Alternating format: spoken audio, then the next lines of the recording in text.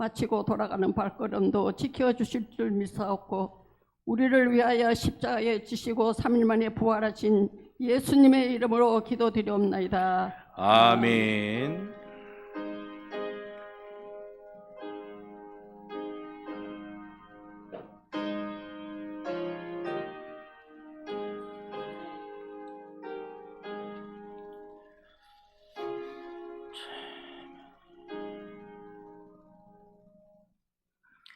하나님 말씀 보겠습니다. 고린도후서 1장 3절에서 10절까지 말씀입니다.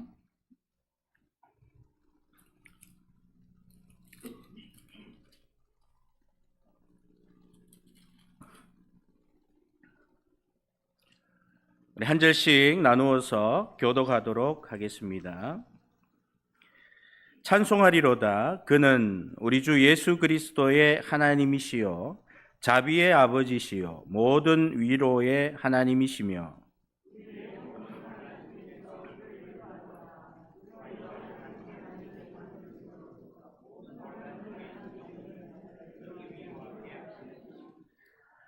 그리스도의 고난이 우리에게 넘친 것 같이 우리가 받는 위로도 그리스도로 말미암아 넘치는도다.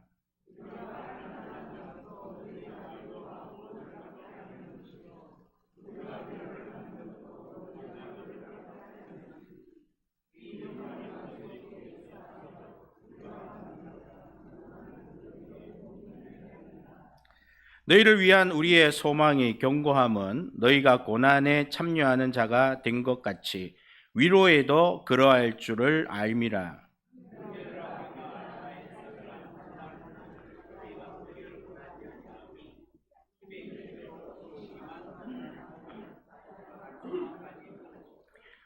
우리는 우리 자신이 사형 선고를 받은 줄 알았으니 이는 우리로 자기를 의지하지 말고 오직 죽은 자를 다시 살리시는 하나님만 의지하게 하심이라.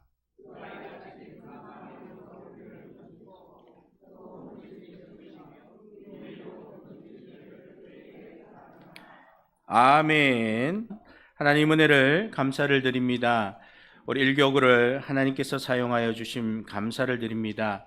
험난하고 또 고되고 힘든 길, 아무도 가려고 하지 않는 그 길을 정말 주님과 함께 동행하며 가는 그런 우리 귀한 일교구 되게 하여 주옵소서. 우리 하나님 아버지 정말 예수님만을 붙잡고 정말 사랑으로 우리 교구의 모든 일들 감당할 수 있도록 주님 은혜 내려주시기를 원합니다. 하나님이 주시는 위로를 받고 또 고난 속에서도 감사하며 정말 우리 모두가 공동체 안에서 그 귀한 일들을 감당할 때 하나님 살아계심을 느낄 수 있는 그런 귀한 일교구 되게 하여 주옵소서. 모든 교구 위에 동일한 또 은혜를 내려주셔서 정말 우리 교구가 또 성경 공부와 또 여러 가지 기도를 통해서 좀 하나님 앞에 나아갈 때에 나 자신을 죽이고 좀 오직 주님만을 내세울 수 있는 주님을 따라가는 그런 순종하는 우리 모든 교구 될 수 있도록 하나님 사용하시고 이끌어 주시옵소서. 감사드리며 살아계신 예수님의 이름으로 기도드립니다. 아멘. 오늘 고린도후서 1장 3절에서 10절까지 말씀입니다. 그리스도께서 우리에게 주신 소망이라는 제목으로 함께 은혜 받는 귀한 시간 되기를 원합니다. 옆을 보고 인사하겠습니다. 하나님 우리에게 소망 주셨습니다. 하나님 우리에게 소망 주셨습니다. 그 소망이 무엇인지 오늘 마지막까지 잘 들으시고 소망을 가지고 나아가는 우리 모든 성도 되시기를 원합니다. 우리 마음을 우리보다 더 잘 아는 분 하나님이십니다. 우리의 마음과 속사정을 잘 알면서도 우리는 이런 것들을 해결하기가 어렵습니다. 어려운 이유는 내 속에 거하는 악한 생각, 내 자신을 구원할 수 없기에 육의 한계로 스스로의 마음을 다스리기 어렵다라는 것입니다. 그것 때문에 우리의 마음, 우리의 속사정을 알면서도 우리는 해결할 수가 없다라는 것입니다. 하나님은 모든 환난 중에 우리를 위로하시는 분입니다. 오늘 고린도후서에 위로가 9번이 나옵니다. 그리고 성경에 보면 전서 뒤에 후서가 나오면요, 성도가 말을 되게 안 듣는 거예요. 그래서 말을 너무 안 들으니까 한 번 더 편지 보내는 겁니다. 고린도 전서만 해도 얼마나 많은 분량입니까? 그런데 후서까지 막 엄청난 분량으로 또 편지를 한 번 더 쓰거든요. 그래서 하나님께서는 환난 있는 자에게 위로해 주시고 고난 있는 자에게 위로해 주시고, 위로를 받기 위해서는 우리가 그 험난한 길, 어려운 길, 그 길을 가야지만이 위로를 받을 수가 있는 겁니다. 우리도 하나님이 주시는 이 위로로 남을 서로 위로할 수 있는데, 진정한 사랑, 그것이 우리 안에 있을 때에 정말 위로해 줄 수 있는, 내가 위로받았잖아요. 험난한 길, 고난의 길, 그 길을 가서 위로를 받았을 때에 저 성도가 나와 똑같은 고난을 당하고 있어요. 그러면 내가 그 위로를 해줄 수 있는 겁니다. 그래서 우리는 그런 공동체 되기를 원합니다. 사랑으로 위로해주고, 내가 당한 이 고난, 어려움, 이런 문제들 똑같이 당했을 때에 정말 위로해 줄 수 있는 우리 모든 성도 되기를 원합니다. 그런 사람들은 이상한 상황에 위로를 받는 경우가 많습니다. 불행과 이 사고가 자주 일어날 때, 그러다가 정말 큰 사고를 당해가지고 다리 한쪽이 부러지거나 문제가 생기게 됩니다. 그러면 병원에 이제 치료받는 중에 왜 내게 이런 일이 일어났을까, 이런 생각들을 하게 되는 거죠. 그럴 때에 오히려 푹 쉬고 하나님 나에게 이런 고난을 주셨으니 감사합니다, 그러면서 보내면 되는데, 그렇지 아니하고 왜 내게 이런 일이 일어났을까, 다른 사람은 멀쩡한데 왜 나만 이런 일이 일어날까, 이렇게 며칠을 우울해하고 있는 중에 많은 이제 지인들 중에 어떤 이야기를 해줘도 그런 위로를 전혀 얻을 수가 없게 되는 겁니다. 그러다가 늘 다투고 보기만 하면은 막 원수 같은 그런 녀석이 다리를 다쳐가지고 똑같은 부위에 부러져서 들어오면요, 그때 위로를 받는 거예요. 그래서 위로가 위에서부터 위로를 받는 것이 아니라 옆에서부터 위로를 받거든요. 이게 어디서 오는 위로인지 알 수 없는 그런 위로를 받는다는 겁니다. 우리는 이런 위로는 받아서는 안 되는 거예요. 오직 하나님으로부터 받는 그런 위로가 우리에게 있어야 될 줄 믿습니다. 위로가 위에서 와야 하는데 옆에서 오는 거, 어디서 와야 되는지 알 수 없는데 나에게 위로가 왔어요. 고난, 어려움, 이런 것들이 우리에게 참으로 주의해야 될 것이고, 우리는 정말 하나님께만 위로받을 수 있는 그런 우리 성도들이 되어야 할 줄 믿습니다. 여러분, 내 힘으로 안 되는 거예요. 그래서 하나님 도와주십시오. 휴식과 또 위로, 하나님 의지할 때 그분이 임하실 때 문제에 평안이 있다라는 겁니다. 오늘 찬양 평안, 하늘에서 내려오네, 그렇게 찬양하지 않습니까? 그래서 평안은 하나님이 우리에게 주시는 위로, 그 위로를 가질 때, 또 내 안에 하나님의 사랑이 있을 때 평안을 느낄 수가 있는 겁니다. 잠언 3장 5절에서 6절 말씀 우리 함께 읽어보도록 하겠습니다. 너는 마음을 다하여 여호와를 신뢰하고 내 명철을 의지하지 말라.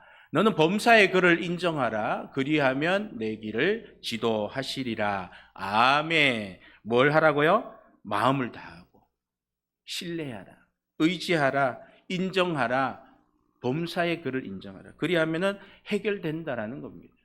우리는 성경에 방법이 다 있음에도 불구하고 그 방법을 쓰지 않는 거예요. 갈라디아서 6장 9절 말씀도 한번 보겠습니다.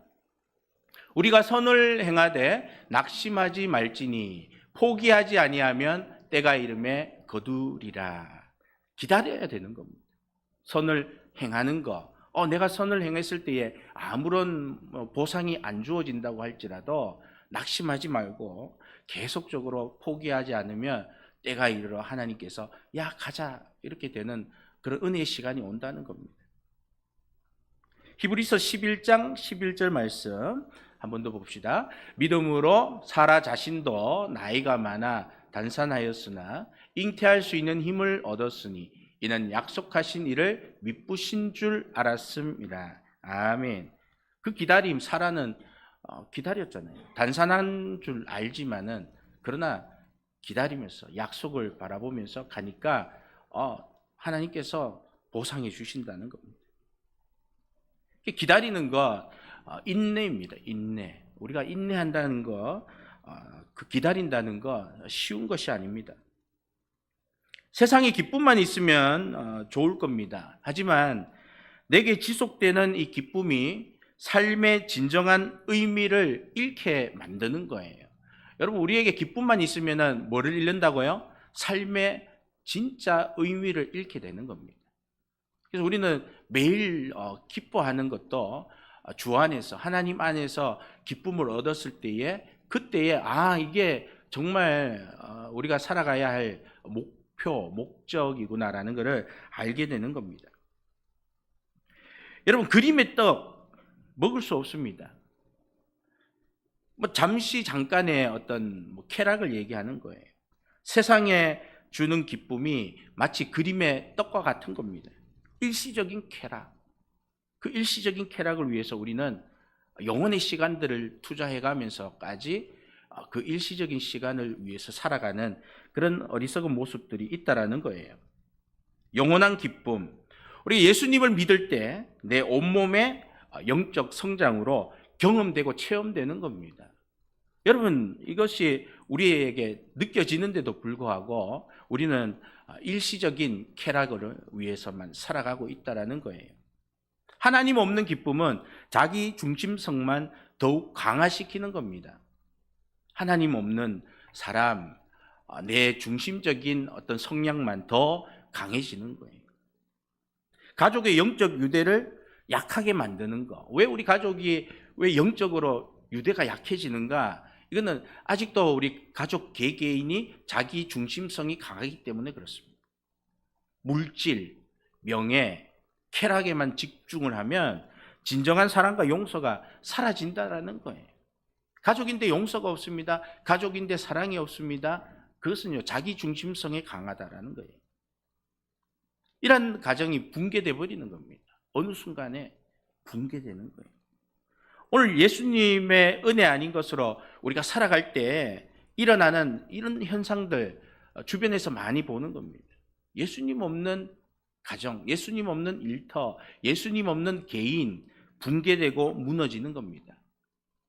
지금은 괜찮죠. 아무 문제가 없죠. 그냥 기쁨만 계속 제공되고 안위만 원하면은 언젠가 무너지는 겁니다.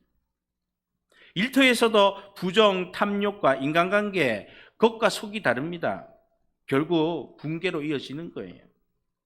성공지상주의, 이익을 우선으로 하는 이 사회는 하나님 없는 일터가 되어버리는 겁니다. 여러분, 예수님을 믿으면 기쁘고 즐겁습니다. 무슨 일을 해도 잘 될 것 같은 생각이 듭니다. 여러분, 입장을 우리가 한번 바꿔봅시다. 정말 우리가 예수고 하나님이면 나만 바라보는 사람이 80억이 되는 거예요. 그들에게 기쁨만을 주면 그들 중에는 일부는 감사로, 일부는 감사하지 않을 뿐만 아니라 범죄와 타락의 도구로 더욱 끔찍해지는 것을 보게 될 겁니다.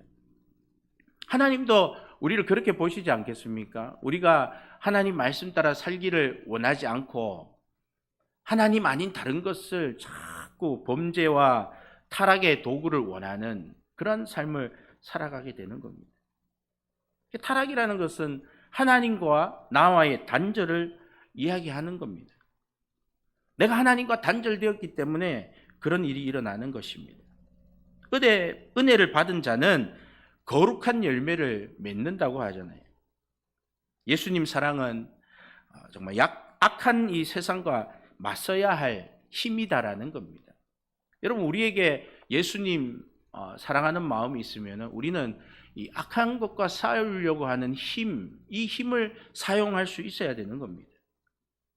여러분, 예수님을 믿지 않는 자들은 교회와 성도를 욕할 사실상 자격이 없습니다. 그들이 지금 예수를 안 믿으면서 교회도 안 나오면서 교회를 비판하고 판단하는 자격이 없는 사람들이 그 얘기를 하는 것들이 지금 어느 순간에 이것이 사람들이, 우리 성도들이 그렇구나 하고 인정해 버리는 거예요.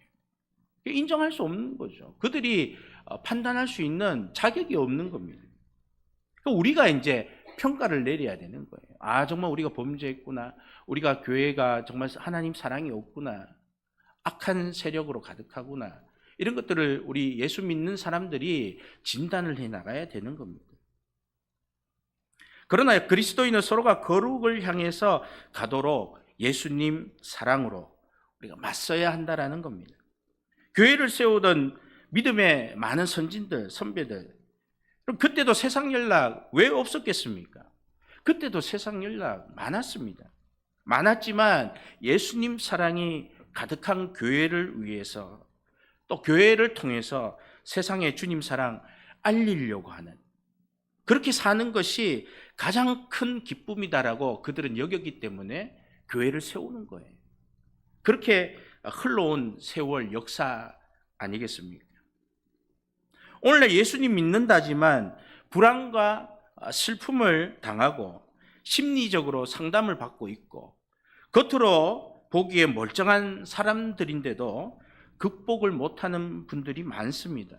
믿음을 포기하게 하는 이런 유혹과 핍박, 잠시도 쉬는 경우가 없습니다. 끊임없는 이런 공격으로 우리 주변을 공격하고 파괴시키고 있습니다. 신앙을 조롱하기도 하고, 신앙을 버리면 더 좋은 것을 얻게 되는 현실이 눈에 선명하게 보입니다.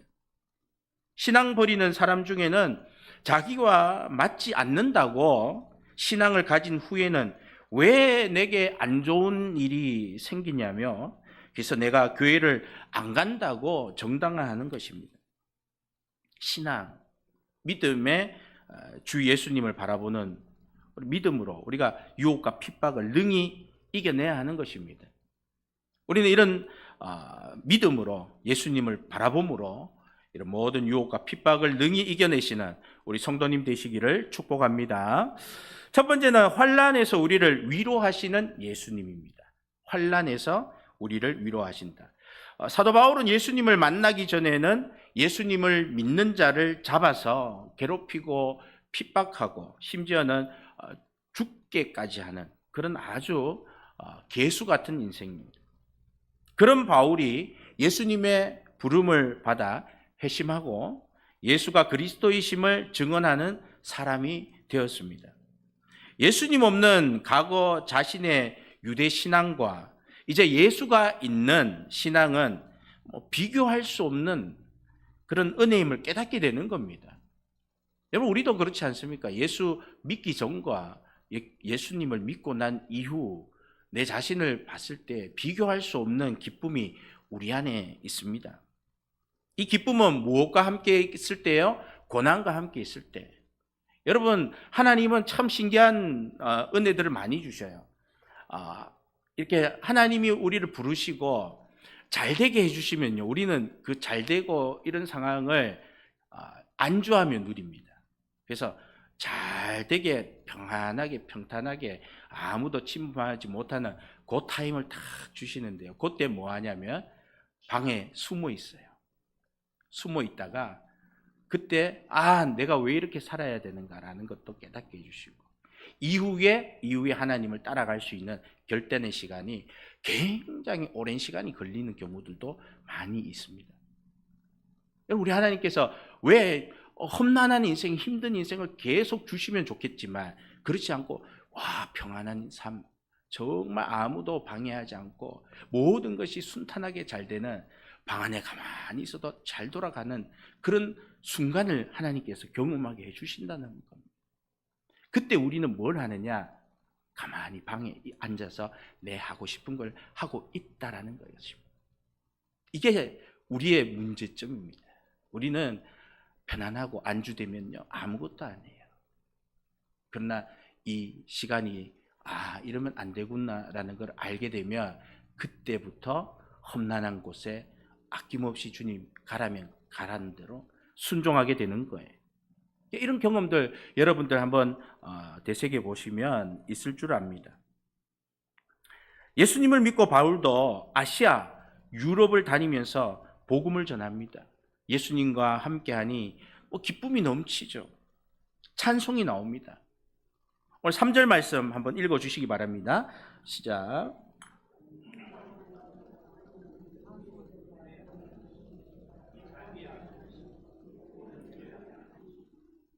아멘.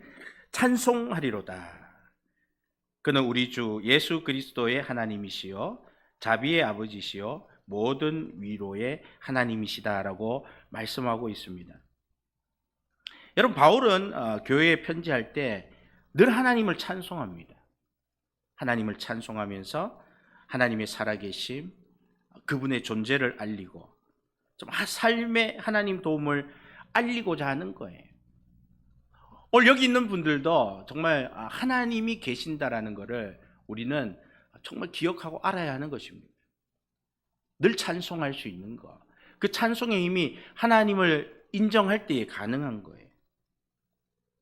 바울은 하나님을 찬송합니다. 그 이유는 예수 그리스도를 이 땅에 보내 사람을 구원하신 하나님이시기에 예수 그리스도를 보내주신 하나님을 찬송하는 거예요. 찬송의 이유가 거기에 있는 겁니다. 나 개인 하나를 구원해 주셔서 감사합니다의 찬양이 아니라 우리 온 인류를 구원해 주심, 어떻게든 이방인 한 명이라도 더 구원하려고 하는 그런 열정이 어디에서 나오겠습니까?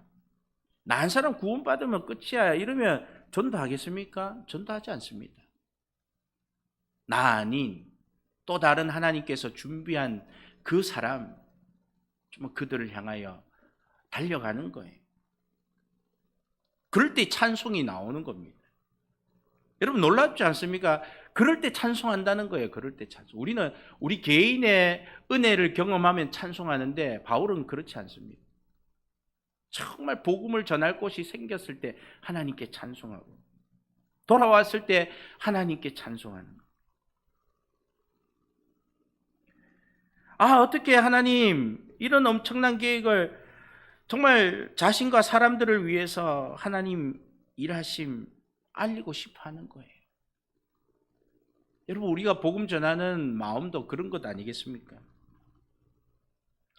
신앙이 연약한 자들은 바울이 깨달은 은혜를 알지 못한 채 교회를 떠날 수 있습니다. 여러분, 연약하면 떠나버리는 거예요. 위로를 한다지만 마음을 만져주지 못하면 그들은 괴로움이 커질 수 있습니다.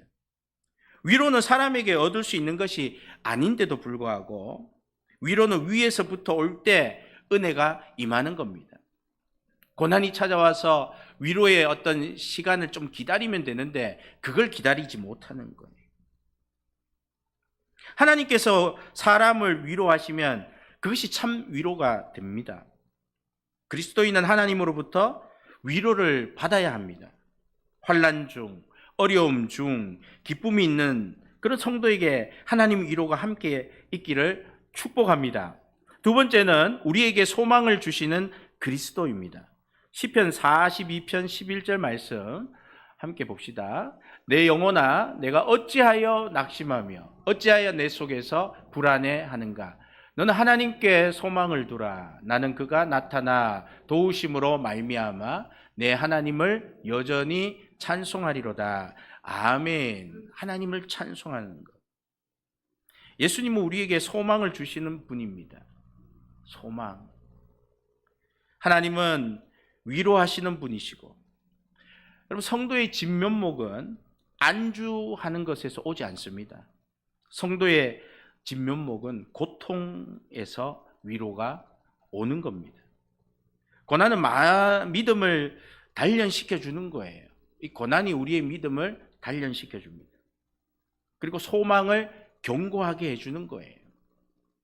여러분 우리의 소망, 이것을 위해서 하나님께서는 믿음도 주시고 단련시켜 주신다라는 겁니다. 십자가에서 예수님 승리를 하셨기에 우리에겐 영원한 이 소망이 있다라는 겁니다. 그리스도의 고난이 없었다면 우리의 위로를 위한 신비한 계획도 없었을 겁니다. 이제 예수님 십자가를 바라보면 우리는 위로를 받을 수가 있다라는 거예요. 바울은 자신이 환난을 겪고 있음을 알고 있습니다. 자기가 누구보다도 환난 겪고 있다. 이것을 고린도 성도들에게 얘기하고 싶은 거예요. 8절, 9절 우리 함께 읽어봅시다. 형제들아, 우리가 아시아에서 당한 환난을 너희가 모르기를 원하지 아니하노니 힘에 겹도록 심한 고난을 당하여 살 소망까지 끊어지고 우리는 우리 자신이 사형 선고를 받은 줄 알았으니 이는 우리로 자기를 의심하지 말고 오직 죽은 자를 다시 살리시는 하나님만 의지하게 하심이라. 아멘. 바울은 구체적인 환난을 직접 체험했고 그것을 교회에 고백을 합니다. 고백하는 거. 이렇게 고난을 받았다. 잘난 척하는 게 아니에요. 이 고난이 정말 우리 모두를 위한 그 고난을 통해서 모두에게 위로하기 위한 하나님이 나를 먼저 고난받게 해서 너희가 나와 같은 위로를 고난을 받을 때에 똑같은 위로를 받을 수 있도록 하나님께서 해주시는 것이다라는 겁니다. 여러분, 우리는 고난당하고 힘들 때에 그것이 나만 끝나면 되지가 아닌 거예요. 이것을 통해서 나와 같은 나를 뒤따라오는 나보다 늦은 그런 신앙인들에게 공급해 줄 수 있는 그런 귀한 것들이 된다라는 겁니다. 빌립보서 1장 29절 말씀 함께 보겠습니다. 그리스도를 위하여 너희에게 은혜를 주신 것은 다만 그를 믿을 뿐 아니라 또한 그를 위하여 고난도 받게 하려 하심이라. 아멘. 은혜를 주신 것은 뭐 하기 위해서요? 고난도 함께 받게 하신 거다. 그래서 우리가 하나님으로부터 은혜를 받았습니다. 고난이 따라오겠구나. 고난이 없으면 내가 뭔가 대기 중에 있거나 불순종하고 있거나 내가 아직 준비가 안 됐거나 그래 준비가 되지 않는 우리 성도들은 준비를 해야 되는 거예요. 각자가 말씀을 읽든 기도를 하든 정말 나를 죽여가는 그런 과정들을 계속해서 반복해야 되는 겁니다. 바울은 제자됨이 고난의 삶을 포함하며 제자됨이 뭘 포함한다고요? 고난의 삶을 포함하며 자신도 그 길을 걷고 있다. 그렇게 얘기합니다. 너희들 고난을 좀 같이 받자. 고난의 길을 가는 것이 당연하다. 성도는 자신이 받는 환난이 다른 성도에게 위로와 구원을 가져다 준다고 믿습니다. 성도 개인의 환난은 공동체 모두에게 위로와 구원을 주는 것이라 믿을 때 하나님 위로를 받게 되는 것입니다. 위에서부터는 위로가 똑같이 내가 그 위로를 받았을 때에 공동체에게 옆에서 주는 것이지만 그 옆에서 주는 것이 아니라 그게 하나님 주시는 위로가 되는 겁니다. 그럴 때의 고난도 견딜 수 있게 되는 거예요. 바울의 강한 믿음은 바울 혼자에게만 나타나지 않습니다. 그가 한 행동이 그만의 특권으로 생각해서는 안 되는 거예요.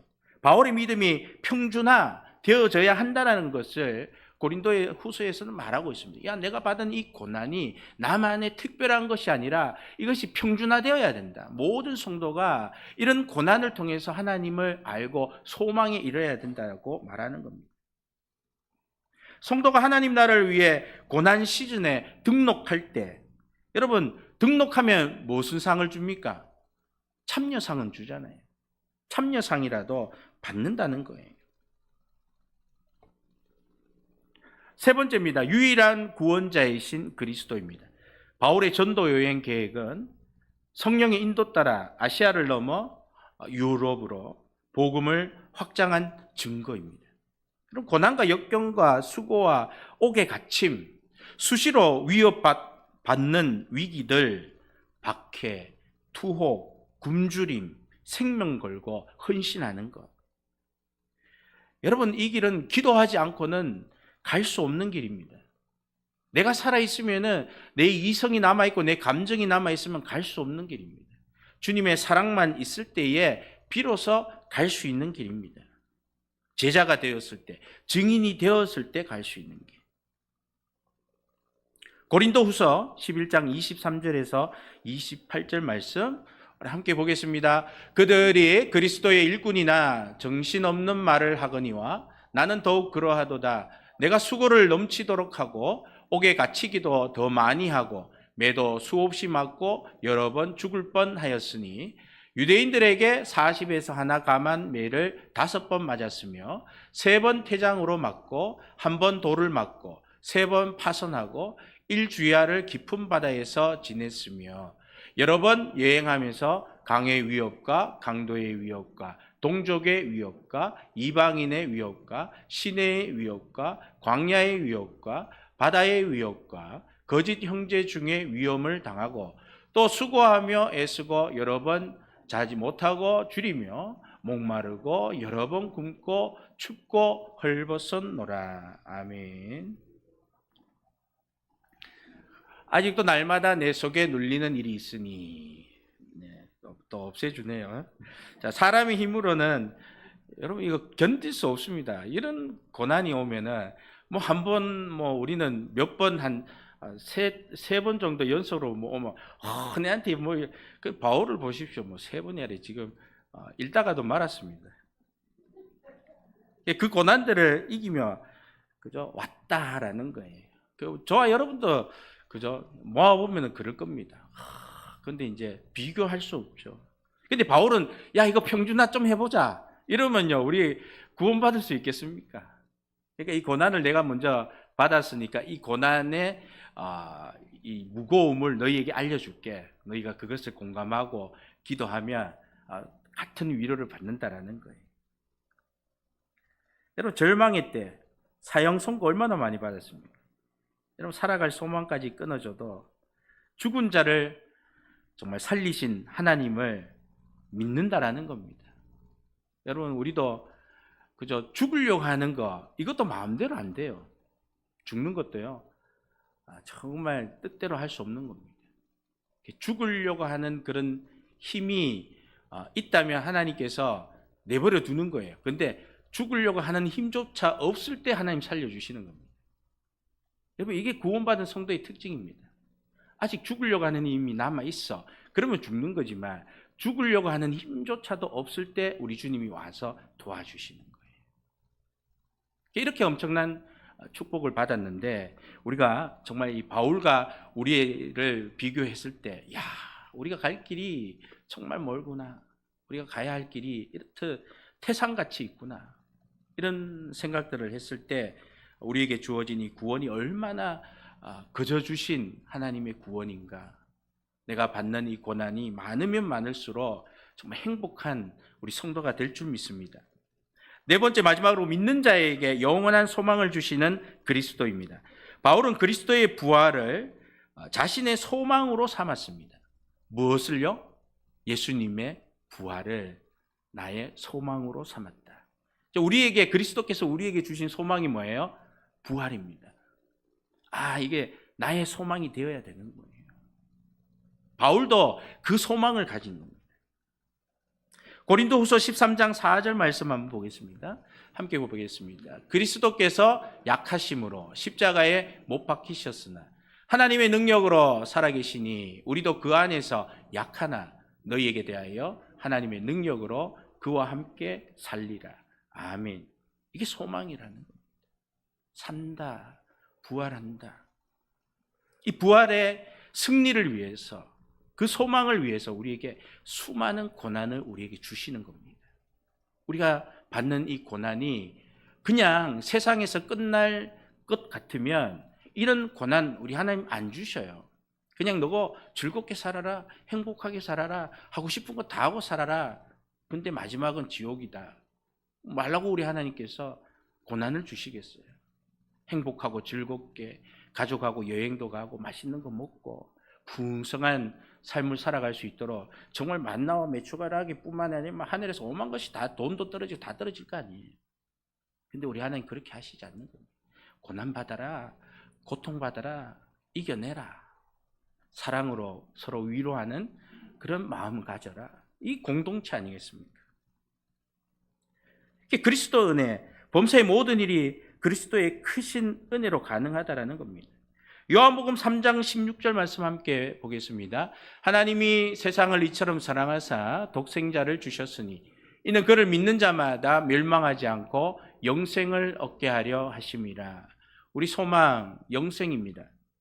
하나님 우리를 사랑하셔서 그냥 내버려 두시지 않는 거예요. 예수 그리스도를 믿으면 사망에서 건짐을 받습니다. 요한복음 11장 25절 말씀 함께 보겠습니다. 예수께서 이르시되 나는 부활이요 생명이니 나를 믿는 자는 죽어도 살겠고 무릇 살아서 나를 믿는 자는 영원히 죽지 아니하리니 이것을 내가 믿느냐. 아멘. 바울이 하고 싶은 말이 그거예요. 고린도전서 편지를 썼더니 말기를 금방 막 변심을 해가지고 그죠? 뭐 키가 작니 뭐하니 뭐 사도가 많니 어쩌니 비교하는 거에 이게 많이 상심을 받는 거예요. 어찌 예수 믿는 사람들이 고난을 함께 동참하고 평준화해도 정말 할 말 없는 그런 성도들이 이런 것들을 따지는 겁니다. 사도 바울보다 더 뛰어난 누군가가 나와서 또 거기에 또 자극을 주는 거예요. 뭐 바울이 쪼잔하지는 않습니다. 그렇다고 해서 그러겠습니까? 성도들이 바른 길을 가지 못하니까. 그리스도께서 우리에게 주신 소망, 영생과 영원한 승리 아니겠습니까? 우리는 이것을 위해서 오늘 이 땅에서 고난을 당하는 겁니다. 고난을 우리가 유익으로 여기는 거예요. 고난을 우리가 받는 것은 고난도 죽음도 그리스도 예수 안에 있는 하나님의 사랑에서 끊을 수 없기 때문입니다. 마무리하겠습니다. 그리스도의 소망은 현재 어려움을 넘어 영원한 승리를 향해 가는 것입니다. 예수님의 부활이 여러분 매일의 감사가 되고 기도로 영원한 소망 우리 삶에 정말 나타나기를 여러분들이 믿는다면 우리 공동체 함께 정말 고난의 그런 강도가 다 다를지라도 위로받고 사랑받을 수 있는 그런 아름다운 공동체 될 줄 믿습니다. 기도하겠습니다. 하나님 오늘도 그리스도께서 우리에게 주신 소망 영생인데 바울 또한 정말 하나님께서 예수 그리스도를 이 땅에 보내주셔서 정말 많은 영혼들을 구원하신다라는 그런 확신을 가지고 정말 복음을 향해 어디든지 정말 두려워하지 아니하고 정말 엄청난 고난을 당했음에도 불구하고 그 고난의 불구덩이 속에 그대로 뛰어들어가는 그런 열정, 우리 안에 그런 열정 주시고 정말 나만 잘 믿어서 되는 것이 아니라 우리 하나님께서 준비한 많은 영혼들이 있습니다. 그들을 향해 우리가 기도하고 정말 복음을 전하는 또 사순절에 우리 주님 고난을 생각하며 기도하는 우리 모든 성도 되게 하여 주옵소서. 감사드리며 예수님의 이름으로 기도드립니다. 아멘. 찬송가 144장입니다.